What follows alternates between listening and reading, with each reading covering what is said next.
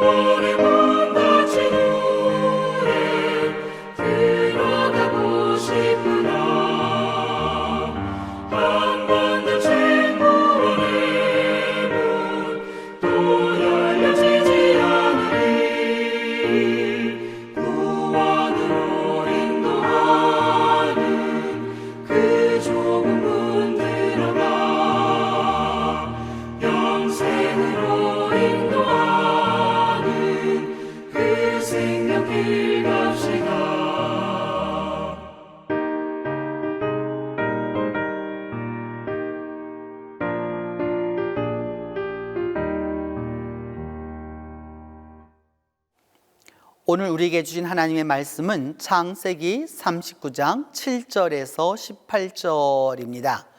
구약성경 창세기 39장 7절에서 18절입니다. 그 후에 그의 주인의 아내가 요셉에게 눈짓하다가 동침하기를 청하니 요셉이 거절하며 자기 주인의 아내에게 이르되 내 주인이 집안의 모든 소유를 간섭하지 아니하고 다 내 손에 위탁하였으니 이 집에는 나보다 큰 이가 없으며 주인이 아무것도 내게 금하지 아니하였어도 금한 것은 당신뿐이니 당신은 그의 아내임이라. 그런즉 내가 어찌 이 큰 악을 행하여 하나님께 죄를 지으리까? 여인이 날마다 요셉에게 청하였으나 요셉이 듣지 아니하여 동침하지 아니할 뿐더러 함께 있지도 아니하니라. 그러할 때에 요셉이 그의 일을 하러 그 집에 들어갔더니 그 집 사람들은 하나도 거기에 없었더라. 그 여인이 그의 옷을 잡고 이르되 나와 동침하자. 그러나 요셉이 자기의 옷을 그 여인의 손에 버려두고 밖으로 나가매 그 여인이 요셉이 그의 옷을 자기 손에 버려두고 도망하며 나감을 보고 그 여인의 집사람들을 불러서 그들에게 이르되 보라, 주인이 히브리 사람을 우리에게 데려다가 우리를 희롱하게 하는도다.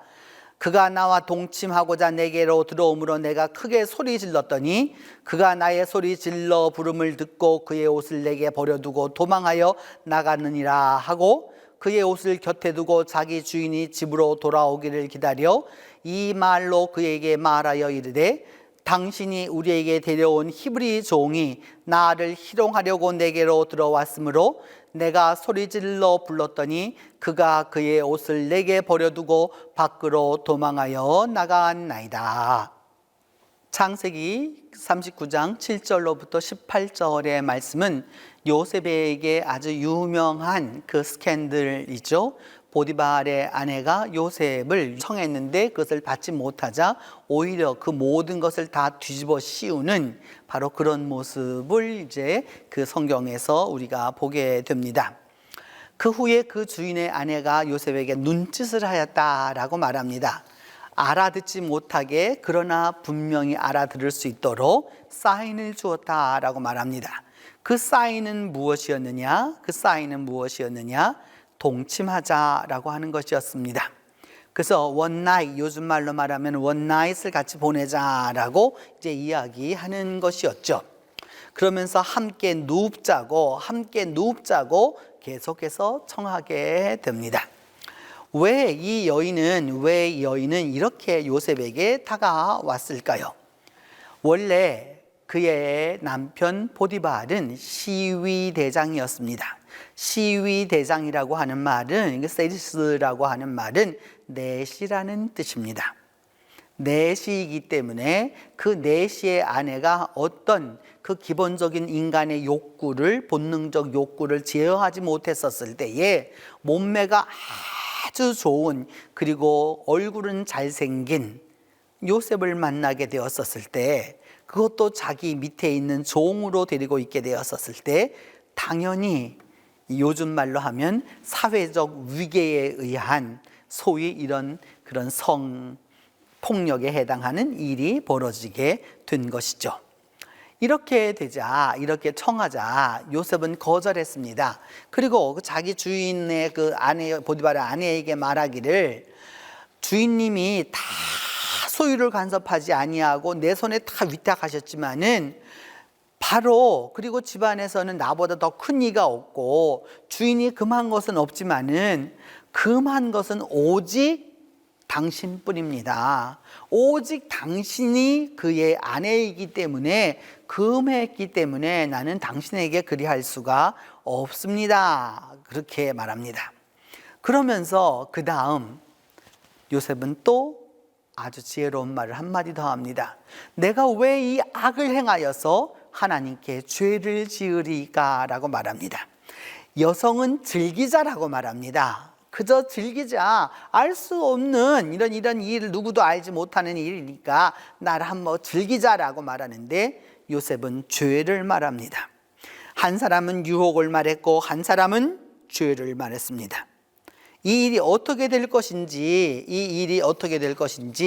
그 일은 계속해서 이루어지게 됩니다. 여인이 날마다 정하게 됩니다. 여러분은 왜 그 거절하는 일이 있었을 때 사람들이 그 일을 점점 더 따르고 또 따르고 자꾸 청하려고 하잖아요. 그래서 요셉은 듣지 아니하였습니다. 듣지 아니하자 어떤 일이 벌어지게 되었느냐? 동침도 아니할 뿐더러 아예 함께 있을 시간과 장소를 만들지 않았습니다. 그러니까 여자로서는 더 마음이 불릴 듯 일어나는 것이었겠죠. 한편은 괘씸했었고, 한편은 더 원함이 있었을 거고, 한편은 그 욕정에 사로잡혔을 거고, 뭐 이런 상황이 되었을 것입니다.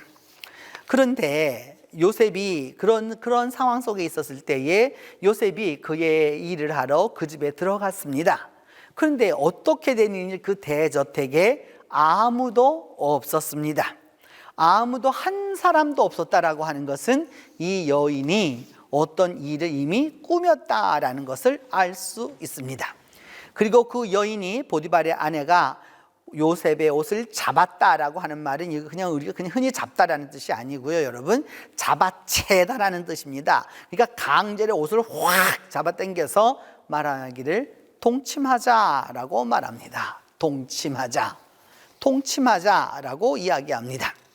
이렇게 동침하자라고 하는 이 유혹하는 여인에 대하여서 성경은 여러 번에 걸쳐서 이야기합니다. 지금이나 옛날이나 또 그리고 지나온 세월을 다 돌이켜보면 이렇게 유혹하는 여인은 언제나 있었고, 거기에 빠져드는 사람들은 늘 세월을 낭비하고 인생을 낭비했던 사람들이 많았던 것을 성경을 봅니다. 성경을 통해서 볼 뿐만 아니라 또 우리의 인생사를 통해서 볼 때에도 많은 이런 일이 있죠. 젊은이가 조심해야 할 일 가운데 가장 큰 일 가운데 하나가 바로 이것이라고 할 수 있습니다. 이게 나와 동침하자고 하니까 요셉이 그 옷을 잡아채려고 하니까 옷을 아예 그의 손에 던져 버려두고 밖으로 도망을 나갔습니다. 바깥으로 이렇게 도망을 가자 이 누스라고 하는 단어인데요. 이 바깥으로 나갔다라고 하는 이 말은 이게 도망하여 나갔다, 버려두고 나갔다라고 하는 이 말을 쓸 때에는 완전히 이 사에서 피신하고자 하는 마음이 들었을 때 하는 행동입니다. 그러자 요셉이 그의 옷을 번열고 나가서 이렇게 자기를 모멸감을 주었고 자기가 버림을 당하자 드디어 이 여인은 이렇게 사람들을 불러 모아서 얘기합니다. 집사람들을 다 불러 모아서 얘기합니다. 여러분, 만약에 그 집안의 여주인이 되었다면 그 종이 그렇게 하였으려고 했어도 그것을 덮어주어야 그것이 주인의 노릇인데 사람들을 다 불러옵니다. 그리고 말하기를, 봐라, 히브리 사람이 그 노예로 살아가는 이 사회 저류층들을 데려다가 결국은 우리를 이렇게 희롱하게 하지 않느냐. 그 녀석이 나와 동침하고자 내게로 들어왔는데 내가 막 소리를 질러가지고서 이렇게 공포감을 주었더니 내 소리를 듣고서 이 옷을 여기서 버려두고서 도망갔다라고 이렇게 거짓말을 합니다. 언제나 인간은 참은 참일 뿐입니다. 그런데 거짓은 거짓일 뿐인 것이죠. 그렇게 해서 도망갔다라고 이야기하면서 그의 옷을 그 주인이 올 때까지, 보디발이 올 때까지 기다려 두었다가 그 보디발이 돌아오자 이렇게 말합니다. 당신이 우리에게 데려온 히브리 종이라고 말합니다. 그러니까 요셉이 이렇게 말하지 아니하고 당신이 우리에게 데려온 히브리 종이라고 아주 객관적으로 이야기합니다. 아주 객관적으로 얘기하는 것이죠.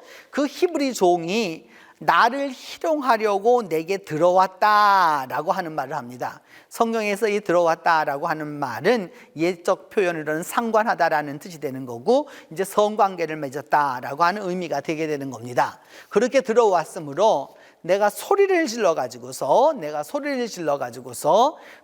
불렀더니 옷을 두고서 도망하여 나갔습니다라고 하는 모함이 이제 이루어지게 되었습니다. 여기까지 보면 요셉은 억울합니다. 그리고 완전히 주인의 부인의 그 주인이면서도 또 주인의 부인이기도 한 것인데, 자기를 이렇게 억압하고 이 모든 것을 망가치는 이 사람을 위해서 자기가 할 수 있는 것이라고 하는 것은 많지 않은 것이었는데, 결국은 여기에 모함에 빠지게 되고 맙니다. 사람이 살다 보면 여러분, 억울한 일을 당할 때가 있습니다. 억울한 일을 당할 때가 있습니다. 정말로 억울해서 가슴에서 피눈물이 쏟아지도록 억울한 때가 있습니다. 여러분, 그렇게 억울하시거든, 그때 그렇게 억울하시거든, 여러분, 주님을 바라보세요. 주님을 바라보세요. 그 주님만큼 우리가 억울하다라고 우리가 강력하게 이야기할 수 있겠습니까? 억울함이 있을 수 있습니다. 그러나 그 억울함은 반드시 하나님이 해결해 주시는 것입니다. 오늘 하루 이제 시작하면서 하루를 지나는 동안에 또 이제까지 지나왔던 시간들 속에서 억울한 것이 있었다면 여러분, 주님께 토하십시오. 주님이 반드시 해결해 주실 것입니다. 이제 다 함께 기도하겠습니다. 영원하신 하나님, 거룩한 오늘 새벽을 저희들에게 열어주시고 또한 주님 앞에 불러주시고 주님의 말씀으로 함께하여 주심을 감사합니다. 주님, 이제 주님 앞에 머리를 숙이고 보니 여러 가지로 잘못한 것도 많고 억울한 것도 많습니다. 하나님, 이 시간 다 한 사람 한 사람 기억하여 주시고 모두 다 만나 주셔서 각자의 형편과 처지는 다르고 난관과 어려움은 있을지라도 주님 안에서 그 억울함을 해결받을 수 있도록 주께서 도와주시옵소서. 주님, 이 시간 우리 동신교회 교회학교 성도들과 교사로 봉사하는 이들을 주님께서 축복해 주시고 붙들어 주시기를 원합니다. 교회학교를 위하여서 주님의 제자를 삼으려고 봉사하는 이 손길들마다 축복하여 주시고 병상에 있는 성도들을 위로하여 주시며 외지에 나가서 공부하는 우리의 자녀들과 가장들에게 안전을 더하여 주시옵소서. 주님, 이 나라를 다스리는 위정자들에게 은혜를 주셔서 국민을 하나로 하여 한 나라를 만들어 열심히 일하는 지혜를 더하여 주시옵소서. 더 이상 상대를 미워하지 않으며 자기 안에서 원인을 찾도록 주님이 도와주시옵소서. 또한 아직도 이 땅 위에서 벌어지는 테러, 미움, 다툼, 이 모든 것을 불쌍히 여기시사 이 땅 위에 하루속히 주님의 평강을 더하여 주시옵소서. 또한 오늘 하루 동안 이 사회 곳곳에서 말없이 빛없이 봉사하고 일하는 주님의 자녀들을 축복하여 주시옵소서. 이제 주님께서 가르쳐 준 기도를 다 함께 합니다. 하늘에 계신 우리 아버지, 아버지의 이름을 거룩하게 하시며 아버지의 나라가 오게 하시며 아버지의 뜻이 하늘에서와 같이 땅에서도 이루어지게 하소서. 오늘 우리에게 일용할 양식을 주시고 우리가 우리에게 잘못한 사람을 용서하여 준 것 같이 우리 죄를 용서하여 주시고 우리를 시험에 빠지지 않게 하시고 악에서 구하소서. 나라와 권능과 영광이 영원히 아버지의 것입니다.